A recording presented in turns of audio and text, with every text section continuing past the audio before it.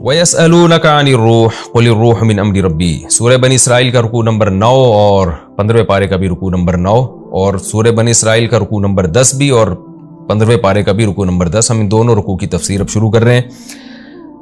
یہ لوگ آپ سے روح کے بارے میں پوچھتے ہیں۔ روح ایک ایسی چیز ہے جو تمام مذہبی کتابوں میں اس کا تذکرہ ملتا ہے۔ یہ جب جسم میں ہوتی ہے تو انسان زندہ ہوتا ہے، جب یہ جسم سے نکل جاتی ہے تو انسان مردہ ہو جاتا ہے۔ تو مشرکین نے رسول اللہ صلی اللہ علیہ وسلم سے پوچھا کہ آپ واقعی اگر اللہ کے پیغمبر ہیں تو روح ایک ایسی چیز ہے جس کو ابھی تک کوئی ایکسپلین نہیں کر سکا ہے۔ مختلف مفسرین کے اقوال ملتے ہیں، بعض نے کہا یہودیوں نے پوچھا، بعض نے کہا فلاں نے پوچھا، ہمیں اس سے غرض نہیں ہے، لیکن ایک کامن سوال آپ صلی اللہ علیہ وسلم سے کیا گیا تو قرآن نے اس کو وحی بنا کے نازل کر دیا کہ یہ آپ سے روح کے بارے میں پوچھتے ہیں، آپ ان کو بتا دیجئے قُلِ الرُّوحُ مِنْ أَمْرِ رَبِّي، روح میرے رب کا حکم ہے۔ اللہ کا حکم باڈی میں ہوتا ہے، آپ زندہ ہوتے ہیں، اللہ کا حکم نکل جاتا ہے، آپ مر جاتے ہیں۔ تو اب سوال پیدا ہوتا ہے بھئی یہ تو روح کو آپ نے صحیح طرح سے ایکسپلین نہیں کیا، ڈیفائن نہیں کیا۔ آپ اگر اللہ کے سچے پیغمبر ہیں تو روح کو ڈیفائن کریں آپ۔ اس کا جواب قرآن نے دیا وَمَا أُوتِيتُم مِّنَ الْعِلْمِ إِلَّا قَلِيلًا، نہیں دیا گیا تمہیں علم مگر بہت تھوڑا۔ تمہارے پاس نالج بہت تھوڑی ہے۔ کیوں تھوڑی ہے؟ کہ تمہارا دماغ محدود اور علم حاصل کرنے کی صلاحیت محدود۔ تو محدود صلاحیت والا ہر چیز نہیں سمجھ سکتا۔ یعنی اللہ نے بتا دیا کہ انسان روح کو پورے طور پہ سمجھ ہی نہیں سکتا ہے۔ اور حقیقت یہ ہے کہ آج میڈیکل سائنس نے اتنی ترقی کر لی ہے، لیکن آج بھی میڈیکل سائنس یہاں ہتھیار ڈال دیتی ہے کہ انسانی باڈی میں زندگی کیسے ہوتی ہے۔ میں نے ڈاکٹروں سے بھی اس بارے میں پوچھا، بڑے بڑے ایکسپرٹ ڈاکٹر سے، وہ بھی کہتے ہیں کہ اس کو صحیح طرح سے سائنس ایکسپلین نہیں کر پاتی ہے اور ہتھیار ڈالنے پڑتے ہیں کہ ہمیں نہیں پتا۔ یعنی وہ کون سی چیز ہے جس کی وجہ سے ہم چل رہے ہیں، دیکھ رہے ہیں، بول رہے ہیں، محسوس کر رہے ہیں چیزوں کو، یہ ایک عجیب ہی خدا کی قدرت ہے۔ یہ آپ دیکھیں باڈی انسان جب مر جاتا ہے تو پوری باڈی ایسے ہی ہوتی ہے۔ آپ کہہ سکتے ہیں کہ ہارٹ بیٹ نہیں ہوتی اس لیے اس میں احساس نہیں ہوتے، بھائی آپ مصنوعی طریقے سے اس کا دل بھی چلا دیں، آپ ان میں شعور نہیں آتا۔ تو یہ جو شعور ہے جس کی وجہ سے ہم دیکھ رہے ہیں، سن رہے ہیں، محسوس کر رہے ہیں چیزوں کو، یہ کوئی مادی چیز نہیں ہے۔ مادی چیز تو یہ ہاتھ ہے، یہ سر ہے، یہ ناک ہے، یہ آنکھ ہے، یہ تو مادی چیز ہے۔ اس میں اس کی اجزائے ترکیبی بھی ڈاکٹر بتا دیتے ہیں کہ آپ کی باڈی میں آئرن کتنا ہے، پوٹاشیم کتنا ہے، میگنیشیم کتنا ہے، سوڈیم کتنا ہے، اور اس میں جناب منرلز اور دوسرے منرلز کتنے ہیں، اور واٹر کی مقدار اس میں کتنی ہے۔ تو ساری چیزیں تو مادی چیزیں نا، آپ اس کو الگ الگ کریں تو یہ وہی چیزیں جو زمین پہ پائی جاتی ہیں، اور آپ حقیقت میں اس کو جوڑ دیں تو بھی ایک پتلا بن جائے گا۔ لیکن کیا خدا کی قدرت ہے کہ ماں کے پیٹ میں ایسی جان پڑتی ہے بچے میں کہ اس میں شعور پیدا ہو جاتا ہے۔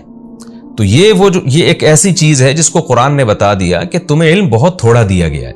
تو تم جس پیغمبر سے یہ سوال پوچھ رہے ہو وہ بھی بشر ہیں، تو یہ ضروری نہیں کہ اللہ تعالیٰ نے ہر چیز کا علم پیغمبر صلی اللہ علیہ وسلم کو دیا ہو، اور یہ بھی ضروری نہیں کہ اگر کسی چیز کا علم پیغمبر کو دیا ہے تو وہ تمہیں بھی دیا جائے، کیونکہ مینٹل لیول تمہارا محدود ہے، اس میں ایسی چیز نہیں ڈالی جا سکتی جو تمہارے مینٹل لیول سے اوپر کی چیز ہے۔ تو اس لیے اس سوال کا جواب یہ دیا گیا کہ تم یہاں جو ہے اس میں عقل کے گھوڑے دوڑانا چھوڑ دو، تمہاری عقل یہاں تک پہنچ نہیں سکتی۔ آگے اللہ فرماتے ہیں وَلَئِن شِئْنَا لَنَذْهَبَنَّ بِالَّذِي أَوْحَيْنَا إِلَيْكَ،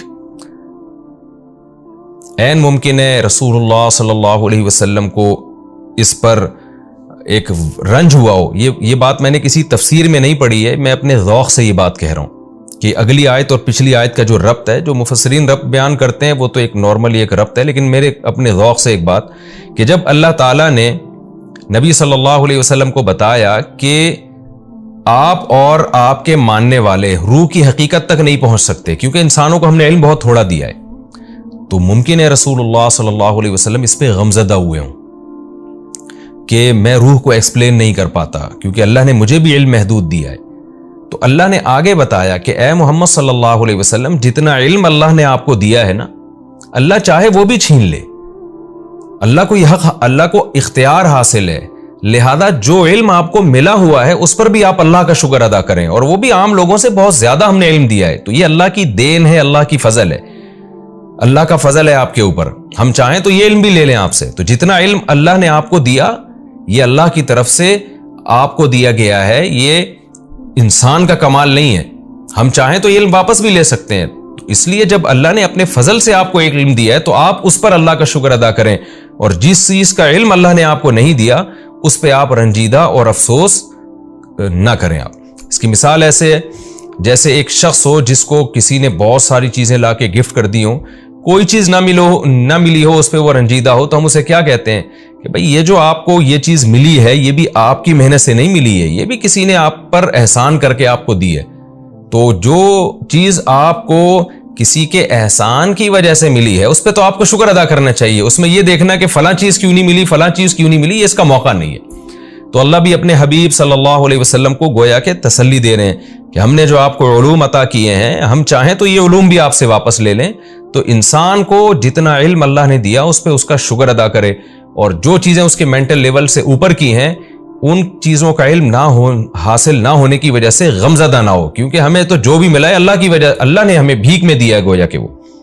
اس لیے آگے اللہ نے فرمایا وَلَئِن شِئْنَا لَنَذْهَبَنَّ, اے نبی اگر ہم چاہیں تو ہم لے جائیں بِالَّذِي أَوْحَيْنَا إِلَيْكَ, اس علم کو جو ہم آپ کی طرف وحی کر رہے ہیں. جتنا علم اللہ نے آپ کو دیا ہم اس کو سلب کر سکتے ہیں. سلب کرنے کی دو صورتیں ہوتی ہیں, آئندہ کے لیے وحی نازل ہونا بند ہو جائے, اور یہ بھی صورت ہو سکتی ہے کہ جو وحی نازل ہوئی ہے وہ جو علوم اللہ نے آپ کو دیے ہیں وہ سارے آپ کے ذہن سے اللہ تعالیٰ اجھل کر دیں. آگے اللہ نے فرمایا ثُمَّ لَا تَجِدُ لَكَ بِهِ عَلَيْنَا وَكِيلًا, پھر اس علم پر آپ ہمارے لیے کوئی اپنا مددگار, اپنے لیے کوئی ہمارے خلاف مددگار بھی نہیں پائیں گے, کیونکہ اللہ سے بہرحال کون لڑ سکتا ہے, کون ہے جو اللہ سے وہ علوم چھین کے آپ کو واپس دے دے, یہ پاسبل نہیں ہے. الا رحمۃ من ربک, یہ الا قرآن کا بہت جگہوں پر بڑا مزیدار ہوتا ہے. میں حرم میں نماز پڑھ رہا تھا, شیخ المعیقلی حرم کے امام ہیں, بڑی زبردست تلاوت کرتے ہیں. جب سورہ معارج پڑھ رہے تھے عشاء کی نماز میں پہنچا عمرے کی نیت سے, تو وہ سورہ معارج بڑی پیاری آواز میں پڑھتے ہیں, وہ بہت پیارا قرآن پڑھتے ہیں کہ ان الانسان خلق ہلوعا اذا مسہ الشر جزوعا واذا مسہ الخیر منوعا. اللہ تعالیٰ انسان کی شکایتیں بیان کر رہے ہیں کہ انسان بڑا جلد باز ہے, جب اسے مصیبت پہنچتی ہے صبر نہیں کرتا, چیخو پکار شروع کر دیتا ہے, اور جب اسے خوشی پہنچتی ہے تو شکر نہیں کرتا, اترانے لگتا ہے. اذا مسہ الشر جزوعا واذا مسہ الخیر منوعا, اور بخل کرنے لگتا ہے. الا المصلین, یہاں بھی الا ہے, اللہ فرماتے ہیں ہاں, الا کا مطلب آسان ترجمہ ہوگا ہاں, کچھ لوگ ہیں جو ایسے نہیں ہیں. المصلین, جو نمازیں قائم کرتے ہیں. والذین الا المصلین الذین هم علی صلاتهم یحافظون, جو اپنی نمازوں کی حفاظت کرتے ہیں. لاماناتهم وعہدهم راعون, اپنی امانتوں اور معاہدوں کی پابندیاں کرتے ہیں. یعنی جو اچھے لوگوں کی صفات ہیں جن میں یہ صفات پائی جائیں گی وہ ایسے نہیں ہوں گے. تو اکثر جگہ قرآن کا جو اللہ ہے نا وہ ایک تلوار کی طرح ہوتا ہے کہ اللہ, کچھ لوگ ایسے ہیں, یعنی اللہ تعالیٰ گویا ٹاپک کو بالکل چینج کر رہے ہوتے ہیں. یہاں بھی ایسا ہے, علماء لکھتے ہیں کہ جب رسول اللہ صلی اللہ علیہ وسلم پر یہ آیات نازل ہوئی ہوں گی تو آپ صلی اللہ علیہ وسلم کا دل کیسے ہل گیا ہوگا کہ اللہ ایک گویا کہ ایک طرح کی صورتاً تو یہ دھمکی ہے کہ اگر ہم چاہیں تو جو علم اے محمد صلی اللہ علیہ وسلم, جو علوم ہم نے آپ کو دیے ہیں ایک سیکنڈ میں سارے ختم کر دیں ہم. تو علماء کہتے ہیں آپ صلی اللہ علیہ وسلم کا دل کیسا دہل گیا ہوگا یہ آیت سن کے کہ بھئی اللہ تو بڑا مستغنی ہے, وہ تو اس سیکنڈوں میں مجھ سے سارے علوم چھین سکتا ہے. اور پیغمبر کے دل میں جو قدر ہوتی ہے نا جس نعمت کی, سب سے زیادہ وہ ہے علم. ایک کروڑ پتی ارب پتی آدمی ہو جو پیسے پہ بڑا مرتا ہو, ہر وقت دولت کی فکر میں لگا رہتا ہو, اسے سب سے بڑا کھٹکا یہ ہوتا ہے کہ مجھ سے دولت چھن نہ جائے. ایسے موقع پہ حکومت, کوئی پاورفل ریاست اس سے آ کے کہے یا بادشاہ اس سے آ کے کہے کہ میں چاہوں تو سیکنڈوں میں تمہاری دولت تم سے چھین لوں, تو آپ سوچئے جو سیٹ جس کے دل میں پیسے کی محبت ہے وہ ویسے ہی ہر وقت ڈرا رہتا تھا جیسے کہ دولت مند لوگ ڈرتے ہیں. جس چیز سے انسان کو محبت ہوتی ہے نا اس کے بارے میں خوف ہوتا ہے کہ چھن نہ جائے. تو پہلے ہی ڈرا بیٹھا تھا کہ یار یہ کہیں اتنی بڑی نعمت مجھ سے چھن نہ جائے, اوپر سے ایک بادشاہ یہ پیغام بھجوا دے کہ میں جب چاہوں تم سے چھین لوں, یہ سب میرے اختیارات میں, تو کیسا ڈر جائے گا کیا, اور وہ تو یعنی اور زیادہ ڈپریشن میں چلا جائے گا. تو پیغمبروں کی نظر میں جو سب سے بڑی اور ویلیویبل نعمت ہے نا وہ علم ہے. پیغمبر دولت پہ نہیں مرتے, وہ تو دنیا کو مسافر خانہ سمجھتے ہیں. تو سوچئے جب رسولullah صلی اللہ علیہ وسلم کو اللہ نے یہ آیت سنائی اور آپ پر یہ آیت نازل کی کہ اے محمد صلی اللہ علیہ وسلم اگر ہم چاہیں تو سیکنڈوں کے اندر یہ سارے علوم آپ سے چھین لیں اور پھر آپ کوئی مددگار بھی نہیں پائیں گے اپنا جو ہم سے یہ علوم لے کر آپ کو دے دے، تو کیسی بجلی گری ہوگی سید الانبیاء صلی اللہ علیہ وسلم کے دل پر۔ اس لیے اللہ نے اللہ کی تلوار چلا دی کہ اے محمد آپ غم نہ کیجئے، الا رحمتا من ربک، ہاں تیرے رب کی رحمت، ان فضلہ کان علیک کبیرا، واقعی اس کا فضل تیرے اوپر بہت زیادہ ہے۔ کیا مطلب؟ جس پر اتنا زیادہ فضل ہو اور تیرے رب کی رحمتیں بھی ہوں تو وہ پھر علوم دینے کے بعد چھینتا نہیں ہے۔ تو علماء کہتے ہیں اس اللہ کی تلوار جو چلی ہے نا، اس سے سید الانبیاء صلی اللہ علیہ وسلم کو تسلی حاصل ہوئی ہے کہ میرا رب مجھ سے چھینے گا نہیں ہے، کیونکہ اللہ نے کہہ دیا اللہ رحمت من ربک، تیرے رب کی رحمت، ہاں اگر تیرے رب کی رحمت ہو تو پھر یہ نہیں ہوگا۔ اور اگلی آیت میں بتا دیا کہ رحمت ہوگی، کیوں؟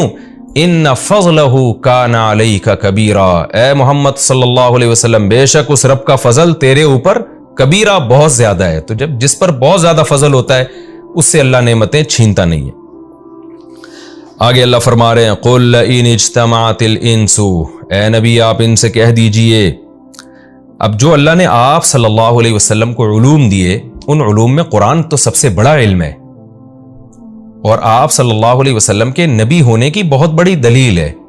تو مشرکین، آپ کو پتہ ہے نا پچھلے سے پچھلے رکوع میں کیا وہ تانے دیا کرتے تھے مشرکین کہ آپ صلی اللہ علیہ وسلم کی نبوت پر اعتراض کیا کرتے تھے، جیسے سورہ بنی اسرائیل میں آیا کہ ان تتبعون الا رجلا مسحورا، تم تو ایک معاذ اللہ ایسے شخص کی اتباع کر رہے ہو جس پہ جادو ہو گیا ہے، تو اس طرح کی باتیں کرتے تھے۔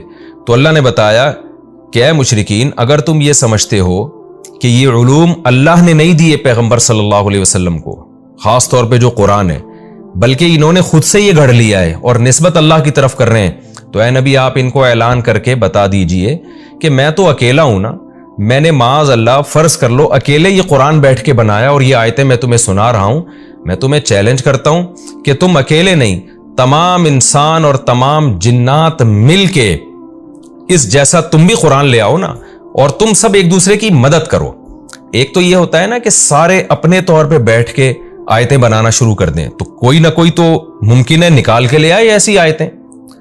بھی سارے شعراء، سارے خطیب جب بیٹھیں گے کہ بھئی ہم بھی ایسا مضمون بنانے کی کوشش کرتے ہیں جس کا انداز بیان ایسا ہو اور اس کے مضامین ایسے ہوں، تو ہزاروں لوگ جب مل کے کام کرتے ہیں تو کوئی نہ کوئی تو کامیاب ہو جاتا ہے نا۔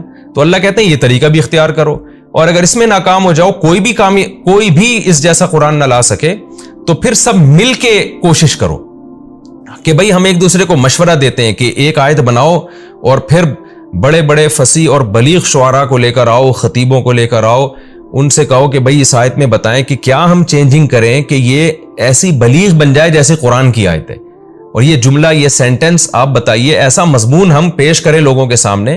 تو سارے خطیب مل کے جو ہے نا، جیسے اس کی مثال ایسے نا جیسے آپ کوئی بہت بہترین مضمون لکھتے ہیں، میں نے ایک ٹاپک دے دیا کہ بھئی یہ ایک ٹاپک ہے، 1000 طلبہ کو میں نے ذمہ لگا دیا کہ سب اس ٹاپک پر بہت اچھا لکھیں، تو ظاہر ہے ان ہزاروں میں ایک تو ایسا ہوگا نا جو سب سے اچھا ہوگا، تو وہ کتنا اچھا ہوگا۔ تو ایک طریقہ تو یہ ہے چیلنج کا، لیکن قرآن کہہ رہا ہے کہ تم ہزاروں مل کے بھی کرو گے نا تو پھر بھی اتنا اچھا نہیں بنا سکتے جیسا قرآن ہے۔ اور ایک طریقہ یہ، میں ایک ٹاپک دیتا ہوں اور 1000 طلبہ کے ذمہ لگاتا ہوں کہ تم سب مل کے ایک ٹاپک لکھو، لہذا جو الگ الگ ٹاپک پر جب تم نے مضمون لکھا ہے تو سب ایک دوسرے کو سے کریکشن کرواؤ، اور کریکشن کر کے بلاغت کی انتہا تک پہنچا کے ایک مضمون لے کر آؤ۔ تو وہ سارے مل کے بھی ایک مضمون ایسا نہ بنا سکیں، تو سوچئے کہ پھر یہ چیلنج کتنا بڑا چیلنج ہوگا۔ یعنی سب مل کے آپس میں بیٹھ کے مشورہ کریں، بھئی یہ جو ہم نے اس ٹاپک پر جو مضمون لکھا ہے، دوسرا کہے اس میں یہ خرابی ہے، اس جملے کو یوں کر لو تو زیادہ بہتر ہو جائے گا، سب کے مشورے شامل ہو کے بھی ایک ایسا مضمون نہ لکھا جا سکے تو یہ کتنی بڑی شکست ہوگی۔ تو قرآن دونوں طرح کے چیلنج یہاں پیش کر رہا ہے۔ قل اے نبی ان سے کہہ دیجئے لئن اجتمعت الانس والجن علی ان یأتوا بمثل هذا القرآن، اگر جمع ہو جائیں انسان اور جنات علی اس بات پر ان یأتوا بمثل هذا القرآن کہ اس جیسا قرآن لے کر آ جائیں، یعنی کتاب لے کر آ جائیں، لا یاتون بمثلہ، تو نہیں لا سکتے۔ یہ بھی عجیب بلاغت ہے قرآن کی۔ ایک تو آپ جب کسی کو چیلنج کرتے ہیں تو چیلنج کا ایک طریقہ یہ ہوتا ہے کہ آپ اس کو چیلنج دے دیتے ہیں کہ تم کر کے دکھاؤ، اگر تم نے کر لیا تو ہم ہار مان جائیں گے، اور اگر نہیں کر سکے تو مان لینا کہ بھئی ہم جیتے تم ہارے۔ لیکن ایک چیلنج وہ ہوتا ہے خبر دی جاتی ہے کہ ہم پہلے سے بتا رہے ہیں کہ یہ پاسبل نہیں ہے۔ جب آپ کو اپنی فتح کا 100% یقین ہوتا ہے نا، تو پھر آپ کے چیلنج کا اسٹائل اور انداز یہ ہوتا ہے کہ بھئی میں تمہیں چیلنج کر رہا ہوں اور میں تمہیں پہلے بتا دوں کہ 100% ہارنا تم ہی نے ہے۔ تو قرآن کا یہ دوسرا انداز ہے، قرآن خبر دے رہا ہے، چیلنج کے انداز نہیں کر رہا کہ تم بھی کرو ہم بھی کرتے ہیں، ہم تو لا رہے ہیں تم بھی لے کر آؤ تو دیکھتے ہیں ایسا پاسبل ہے یا نہیں ہے، اگر پاسبل نہیں ہے تو مان لینا، پاسبل ہو گیا تو نہ ماننا۔ قرآن خبر دے رہا ہے، لا یاتون بمثلہ، اے نبی آپ ان کو خبر دے دیئے کہ یہ پاسبل ہی نہیں ہے۔ وَلَوْ كَانَ بَعْضُهُمْ لِبَعْضٍ ظَهِيرًا، یہ انفرادی طور پر یہ محنت کریں یا ایک دوسرے کے ساتھ مددگار بن جائیں تو بھی ممکن نہیں ہے یہ۔ وَلَقَدْ صَرَّفْنَا لِلنَّاسِ فِي هَذَا الْقُرْآنِ، اے اللہ یہ چیلنج تو قرآن میں کئی بار دے چکا ہے، اور جو آیتیں تو پیش کر رہا ہے جس طرح سے، یہ آیتیں تو بار بار درس میں آ رہی ہیں، تو اس کا قرآن نے جواب دیا، البتہ تحقیق ہم نے لوگوں کے لیے، انسانوں کے لیے اس قرآن میں آیتوں کو پھیر پھیر کے بیان کیا ہے۔ پھیر پھیر کا مطلب مختلف انداز سے انہی مضامین میں تکرار کی ہے، اس کو ریپیٹ کیا ہے تاکہ لوگوں کی سمجھ میں بات آئے، تاکہ لوگ اس پر ایمان لے کر آئیں۔ لیکن اللہ فرماتے ہیں من کلی مثل، ہر طرح سے کی مثالوں کو ہم نے بار بار ریپیٹ کیا ہے مختلف انداز سے۔ صرفنا کا معنی ہوتا ہے مختلف انداز سے پھیر پھیر کے بیان کرنا۔ فَأَبَى أَكْثَرُ النَّاسِ، اللہ شکایت کر رہے ہیں لیکن اکثر لوگ سوائے انکار کے کسی اور آپشن کو قبول نہیں کرتے، وہ پھر بھی انکار کر رہے ہیں اس قرآن مجید کا۔ وقالوا، اور کیسے بیہودہ اعتراضات کرتے ہیں سید الانبیاء محمد صلی اللہ علیہ وسلم پر۔ ہم ان کے سامنے یہ آیتیں پیش کر رہے ہیں کہ ان کا جواب لے کر آؤ، لیکن وہی ایک ضد اور ہٹ دھرمی والی بات، وہ کیسے مطالبے کرتے ہیں، لن نؤمن لک، اے محمد صلی اللہ علیہ وسلم ہم آپ پر ایمان نہیں لے کر آئیں گے، حتی تفجر لنا من الارض ینبوعا، آپ معجزے دکھائیں ہمیں، آپ جب تک زمین پہ اشارہ کر کے ہمارے لیے چشمہ جاری نہیں کر دیتے اس وقت تک ہم ایمان نہیں لے کر آئیں گے۔ یا پھر ایک اور کام کریں آپ، او تکون لک جنہ، آپ کے لیے ایک باغ ہو، آپ تو مسکین ہیں، غریب ہیں، پیون زدہ کپڑے پہنتے ہیں، گھر میں 40 دن آپ کے چولہا نہیں جلتا، تو آپ کے لیے ایک باغ ہونا چاہیے، اشارہ کریں باغ پیدا ہو جائے، من نخیل، کھجور کا، وعنب، انگوروں کا۔ عرب میں سب سے زیادہ مرغوب پھل جو تھے وہ کھجور اور انگور تھے، بہت زیادہ کھایا بھی کرتے تھے، انگور پیدا ہوتا تھا طائف میں اور کھجور تو پورے عرب میں ہی پیدا ہوتا تھا۔ او تکون لک جنت من نخیل وعنب، یا آپ کے لیے انگور اور کھجوروں کے باغات ہوں، فتفجر الانہار، اور پھر ان کو سیراب کرنے کے لیے نہریں بھی آپ نے خود ہی جاری کرنی ہے، اس میں اشارہ کریں فتفجر الانہار خلالہا، ان کے بیچوں بیچ خوبصورت نہریں جاری ہوں، دریاں جاری ہو جائیں، تفجیرہ بہتے ہوئے دریا، خوب پانی اس میں پھوٹ رہا ہو۔ او تسقط السماء، دوسرا یہ جو آپ بار بار کہتے ہیں نا کہ اللہ کا عذاب آئے گا، عذاب آئے گا، تو کما زعمتا، جیسے کہ آپ کے دعوے ہیں نا اس حساب سے آپ ایسا کریں کہ پتہ نہیں کب آئے گا عذاب، آپ خود کیوں نہیں گرا دیتے آسمان ہمارے اوپر، معاذ اللہ، آپ گرائیں آسمان ہمارے اوپر کسفن ٹکڑوں کی شکل میں، آسمان کے ٹکڑے آ کے ہم پہ گرنا شروع ہو جائیں۔ او تاتی باللہ، یا جس اللہ کی آپ بات کرتے وہ تو ہمیں نظر ہی نہیں آتا، اس کو تو ہم نے دیکھا نہیں ہے۔ او تاتی باللہ، آپ لے آئیں اس اللہ کو، والملائکۃ، اور فرشتوں کی بات کرتے ہو آپ، وہ بھی ہمیں نظر نہیں آتے، قبیلہ ہمارے سامنے لا کے دکھائیں آپ۔ آج یہی اعتراضات ملحد اور جو سائنس پرست لوگ ہیں نا، بالکل یہی اعتراضات آج وہ مذہب پہ کرتے ہیں کہ ہم نے نہ اللہ کو دیکھا، ہم نے نہ فرشتوں کو دیکھا، تو ہم کیسے ایمان لے آئیں۔ قرآن نے ان تمام باتوں کا کیا جواب دیا، وما اوتیتم من العلم الا قلیلا، کہ آج بھی انسان کو نا اپنی سائنسی ترقی پہ بہت ناز ہے، جو کائنات میں جتنا علم ہے نا انسان اس کے 0.0001% تک بھی نہیں پہنچا ہے، لیکن اتنے تھوڑے علم پہ تکبر اتنا ہے کہ خدا کی آنکھوں میں آنکھیں ڈال کے بات کر رہا ہے، اور اپنے بنانے والے کا اور اس کے پیغمبروں کا انکار کر رہا ہے، اور ان سچے پیغمبروں کی باتوں کا انکار کر رہا ہے۔ تو یہ جیسے پہلے مشرکین کا جو انداز تھا آج بھی وہی انداز ہے آج کے ملحدین کا۔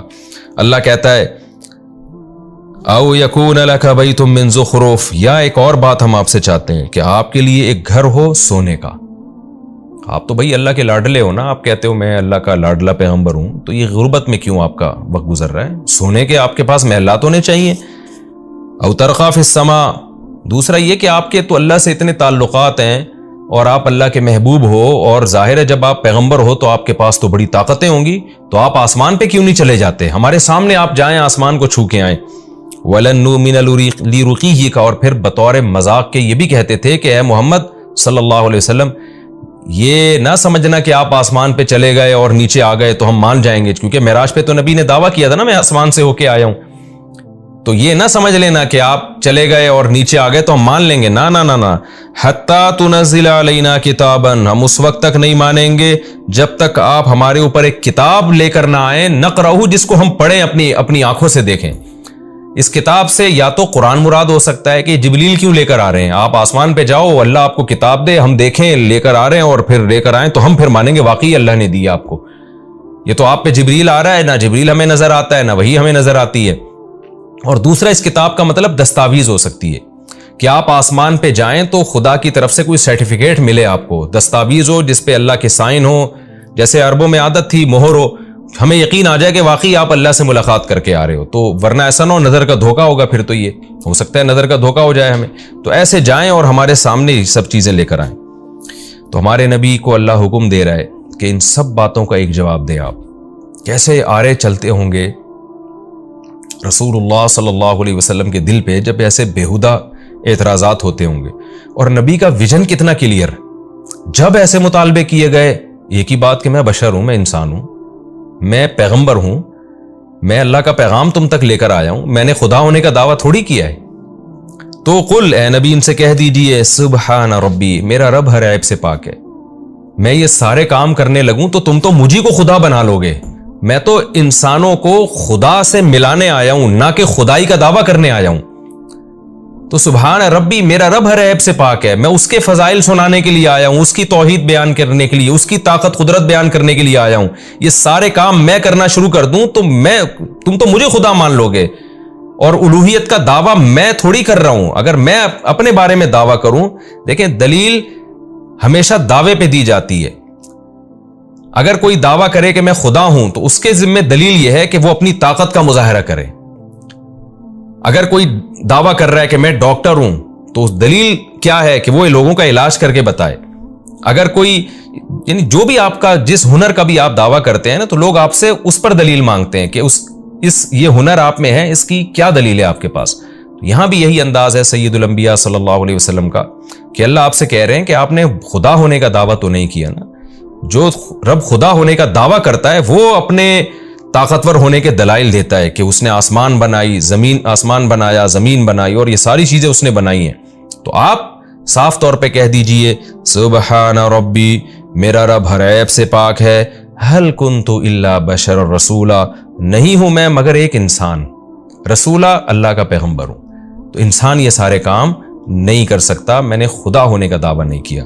یہ ہمارا رکوع کمپلیٹ ہو گیا. اگلے رکوع کا لفظی ترجمہ، مختصر گرامر بھی ہو چکی، اور اس رکوع میں بھی چند باتیں بہت اہم ہیں. ان میں ایک اہم بات جو ہے نا کہ وما اوتیتم من العلم الا قلیلا. آج بھی بہت سی باتیں ایسی ہیں جو ہمارے مینٹل لیول سے اوپر کی ہے، ہمیں اس کی گہرائی میں نہیں جانا چاہیے اور اپنی صلاحیتوں کو، ان چیزوں کو سمجھنے میں برباد بھی نہیں کرنا چاہیے. یہ جو ڈارون نے نظریہ پیش کر دیا نا کہ انسان بندر سے وجود میں آئے، یہ بھی ایسی چیز ہے. سائنس کے ذریعے ہم یہ اندازہ لگا نہیں سکتے کہ انسان کی ابتدا کیسے ہوئی. یقینی طور پر اندازہ لگانا ناممکن ہے. تو اس کا اصل جواب یہ تھا کہ کہہ دیتے ہمیں نہیں پتا کیسے پیدا ہوا. تو اب ہم پیغمبروں سے پوچھیں گے جن کے برحق ہونے کی دلیل قائم ہو چکی ہے. تو اگر آپ پیغمبر کی سیرت پہ اور ان کی تعلیمات پہ غور کرتے ہیں تو آپ کا دل گواہی دے گا کہ یہ اللہ کے بھیجے ہوئے پیغمبر ہیں. تو پھر ان کی خبر پہ آپ کو یقین کرنا پڑے گا کہ انسانیت کی ابتدا آدم سے ہوئی ہے. یہ میں فرض کر لیتا ہوں کہ اگر مان لیا جائے کہ انسانیت کی ابتدا آدم سے ہونا، یہ سائنس